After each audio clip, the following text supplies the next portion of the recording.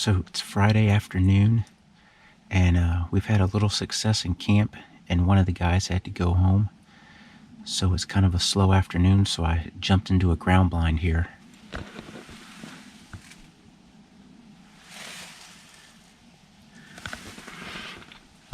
Not really expecting much, and I'm going to be somewhat picky because I don't really need to be messing with the deer while I'm trying to get these guys out the stands in and out. But I figured I'd just wait in here as opposed to wait back there. Jeff should be coming out tomorrow morning, and we'll see how we go from there. Before too long, there's two does on my right. And I see him looking behind me, so I look, and here's another doe crossing the road.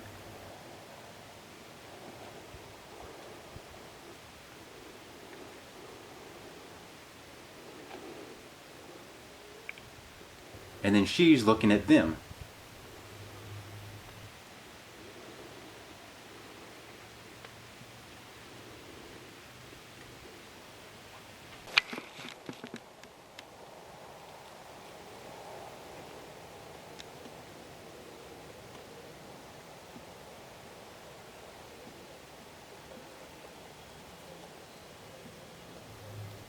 It was a regular doe parade.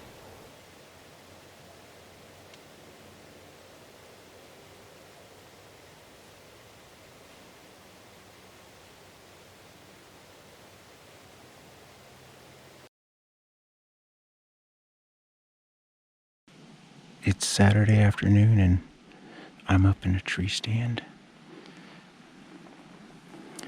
And where I was sitting last night was up this old logging road a little bit. Jeff's probably 700-800 yards that way.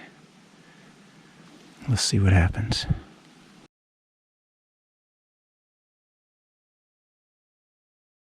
So right here I've got a scrape, and it's right in line with where I was sitting. Right here there's a really good trail. Goes up that way, cuts across right through into there. So I didn't even notice this scrape this morning, but before I leave, or before I sit down again, I'm going to freshen that up. It's definitely got some licking branches here, so that's good.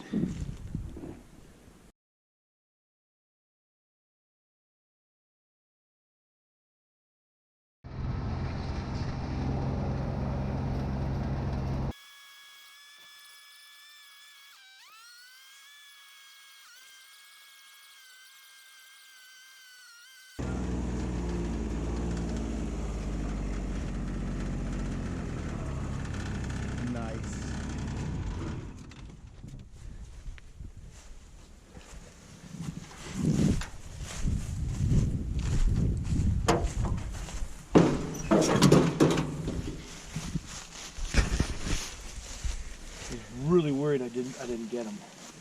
That's a good shot, though. I saw the bolt. It was, look at that. That's which way he was facing. He was walking this way. Like that. Oh! Somebody, dude. They ain't little, are they?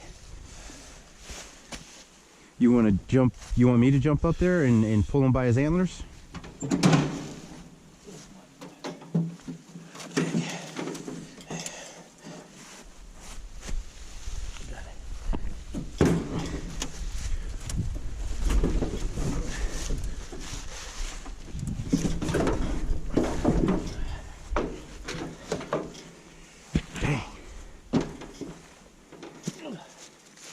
It's a shame we can't weigh him. I wonder what something like that weighs. I mean, when you compare him to your body. I mean, he's big. That's a big dude. He's a big-bodied deer. I wouldn't be surprised if he's $150. Look at his torso compared to your torso, you know? Yeah. It's another third as long, at least.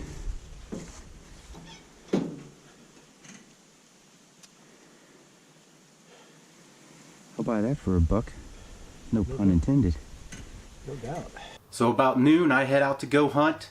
Jeff's gonna skin and quarter his deer. I'm going to set up on the opposite side of where I was this morning. It's kind of like a little scrapyard for the camp. I'm across from where I was this morning, and that scrape and that trail are about 30 yards out. I tried to do a little rattling.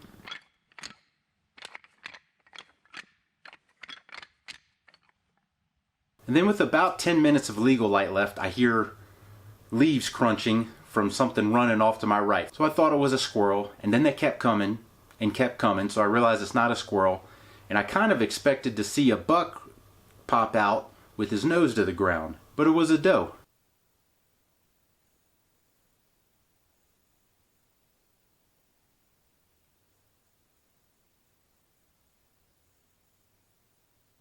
So I watch her a good while, and she's sitting there with her butt toward me.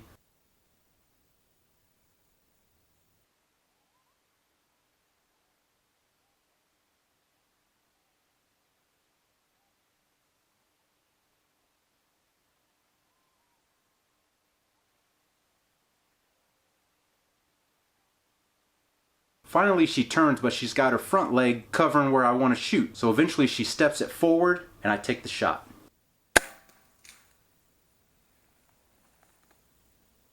So I gave Jeff a call. He's coming down to give me a hand. I found the back of the bolt about 20-30 yards from the shot site. So I'm assuming that's about where she went into the woods. But I have a feeling that she's not too far inside of the wood line. I never heard her crash, but I'm pretty sure what happened is why I got the back of the bolt is because I waited for her to switch feet up front so that her close leg was forward. And I think the shot went through and hit her in the offside shoulder. And then when she ran, she finally broke off the back of the bolt. So my Illuminock, or my illuminated knock, is gone somewhere. And I'm just going to down dress a little bit and wait for Jeff. And here comes the cavalry now.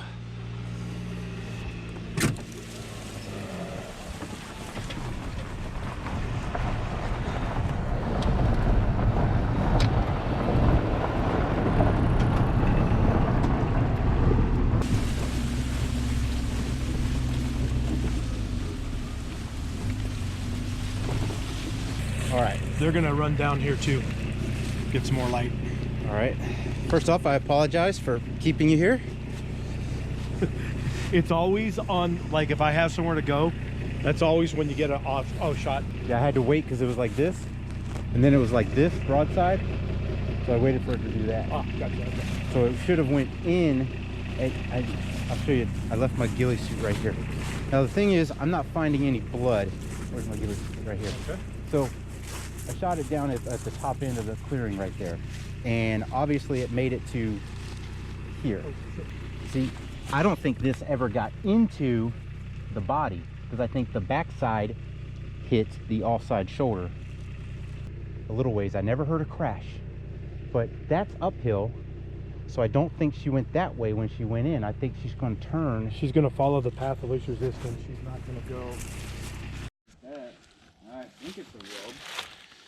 So right there is a piece of fletching and a piece of the bolt.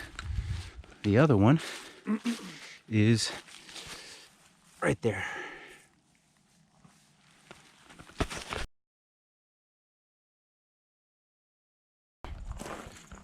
Well, last night was a long night. I was up pretty early thinking about it some more. And it's time to go look for her again. This is about as bright as it's going to get. It's about an hour past sunrise. Let's go see what we can find.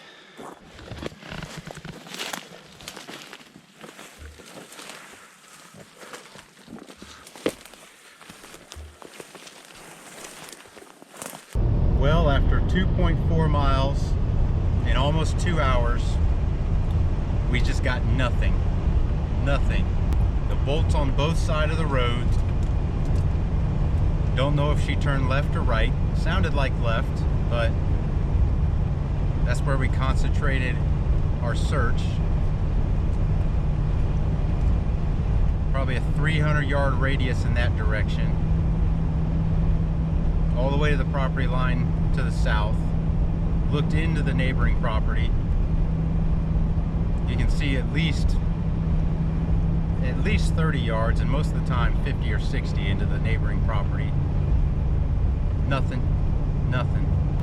I just thought with the shot after watching the video that she would be close by, dead.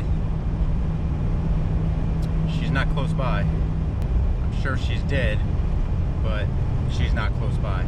So my best explanation I've heard as to why I have no blood on this doe is because when she was sideways and she has this leg forward, you know, it wasn't stretched out, but it was more like this, so it's hunched up and the skin is bunched up. So when I shoot her and it does not come out the other side because it obviously did not go through the body and got broke off about yay much back. I don't have an exit wound, so I don't have bleeding out there, and when she brings her leg back up normal position to run, the hole in the skin no longer lines up with the hole in the body cavity, and so I'm not getting the blood out. And also sometimes those does this time of year, they have a pretty good amount of body fat, so that can plug it up as well and not allow you to bleed. So the skin stretching and not lining up with the body cavity, that's the best explanation I've heard. And while I was editing this, I had to kind of relive all that again. And so to me it looks like the bolt goes under the spine and inside of that V of the shoulder bone and the humerus. I would call it the humerus. I don't know what it's called on a deer. It seemed like it was in there. I would have personally preferred it to be backwards another couple inches, but it still seemed like it was in there where it needed to be. So if you know what happened on that doe shot, drop a comment below and give me another point of view on that. So this year in my recovery is not going well. Not recovering animals well. So I'm heading back to Jeff's place. Probably hunt at John's tonight, and we'll see how that goes. Well, I made it out to John's place. I got a little less than 2 hours of legal light to go. So because of my late arrival, I just jumped into the closest stand, which is the same stand I was in 4 or 5 days ago when I watched that little 6-point out here. A minute ago it looked like it was gonna do some pretty heavy snowing, but it stopped. It's in the mid to high 30s, so it's not freezing yet. It will freeze tonight though. Well, it's Tuesday night and I'm back on John's place. I'm wearing my ghillie because I intended to hunt from the ground tonight, but I just didn't see a spot that tickled my fancy.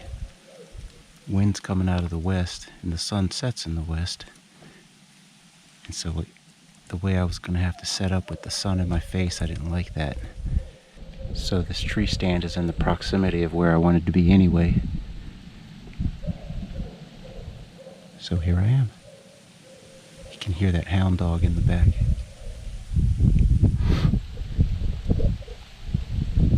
But it's real pretty woods.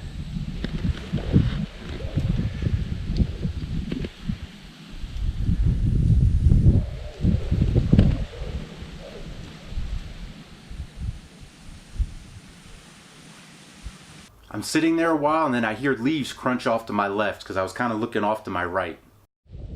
And this little buck made it to the scrape before I even knew he was there.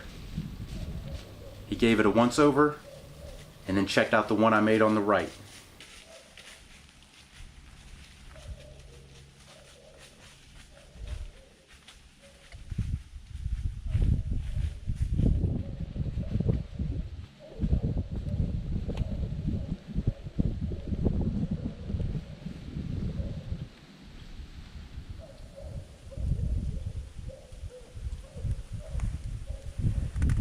A bit later, I noticed an 8-point through the trees.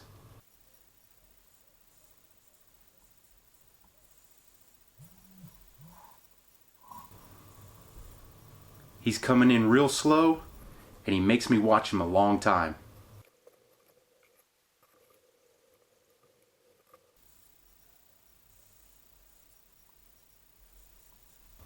And I'm thinking he's going to cut across the road and I'm going to get a shot, and then he starts to angle away.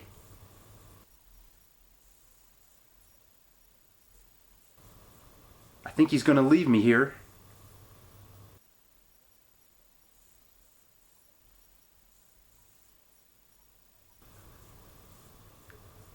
turns to his left, and I'm thinking, yep, he's going to come right to the scrape. And he doesn't.